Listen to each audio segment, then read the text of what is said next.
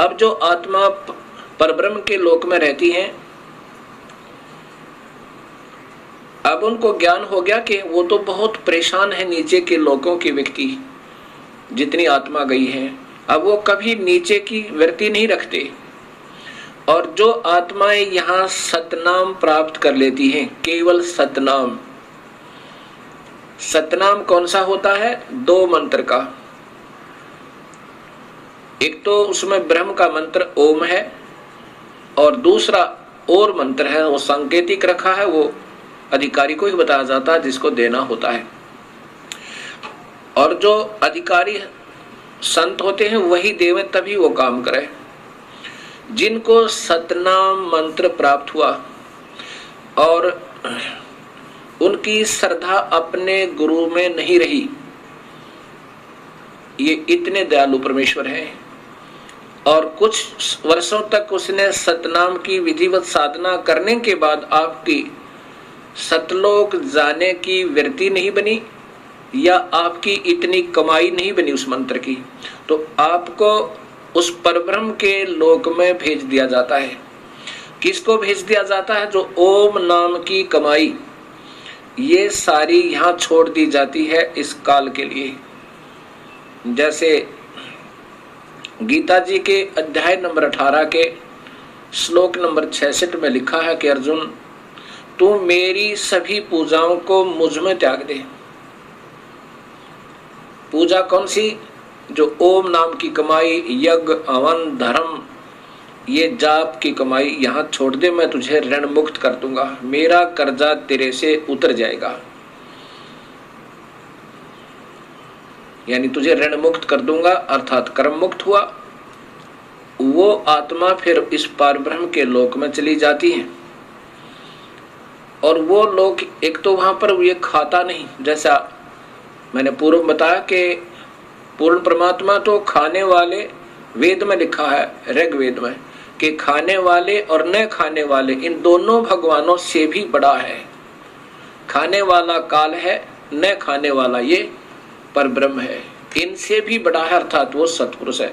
तो वो परब्रह्म जीव आहार नहीं करता, उसने ऐसी गलती कोई नहीं की, लेकिन मन में फिर भी थोड़ी कमजोरी, उसकी आत्मा में थोड़ी सी वीकनेस आई थी,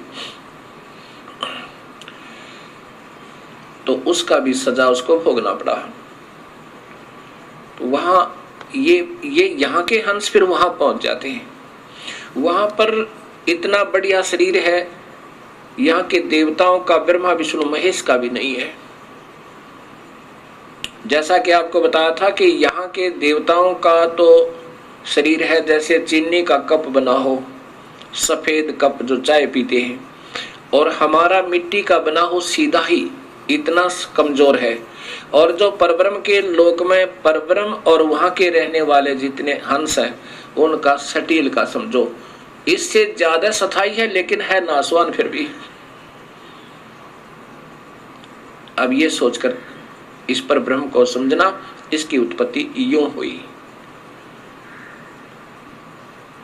और फिर जो सत भक्ति करता है और जिसको सतनाम भी मिल गया, और कमाई फिर भी पूरी नहीं हुई, और साथ में यहाँ की कोई इच्छा आपकी रह जाती है, तो कबीर परमेश्वर हर ब्रह्मांड में अपना अलग स्थान बनाकर रहता है।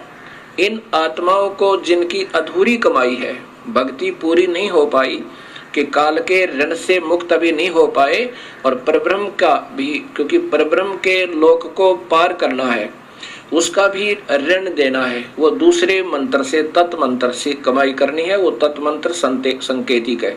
इन दोनों का मिलकर जब ये योग्य हो जाएगा, दोनों का ऋण उतरने योग्य हो जाएगा, तब ये कबीर परमेश्वर इनको सारनाम देकर, सारनाम की कमाई साथ करवा कर, और फिर यहाँ से सतलोक ले जाएगा।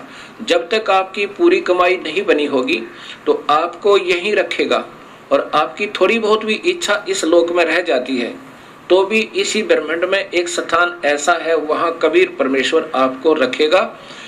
वहां पर आपको तपतशिला पर नहीं जाने देगा, तपतशिला पर नहीं जाने देगा, और न ही कुत्ते गधे सुअर बनने देगा, क्योंकि आपकी कमाई इतनी हो जाएगी और साथ में आपके पाप कर्मों परमेश्वर कबीर साहब काटता रहेगा।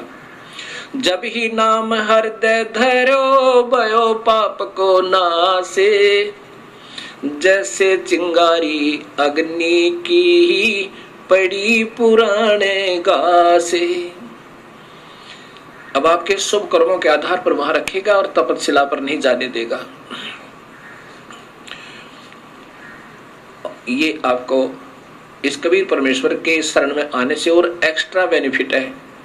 और फिर ये सदियों के उपरांत इन शुभ कर्मों के आधार पर आपके फिर मनुष्य जन्म हो सके, 100 भी प्राप्त हो सके।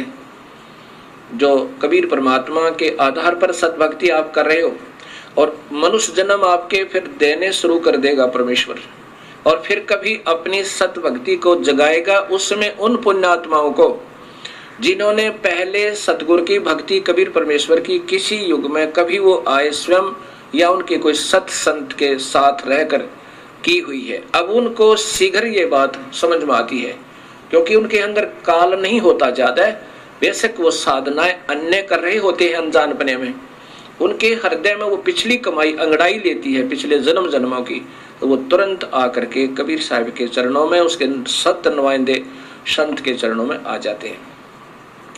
और जिन्होंने अभी तक कमाई सतपुरुष की पूर्ण परमात्मा की कभी नहीं कर पाए और ब्रह्म तक की अच्छी साधना युगों युगों कर रहे हैं, वो पुण्य आत्मा भी इस सत्संग को सुनकर और शरण में आ जाएंगी।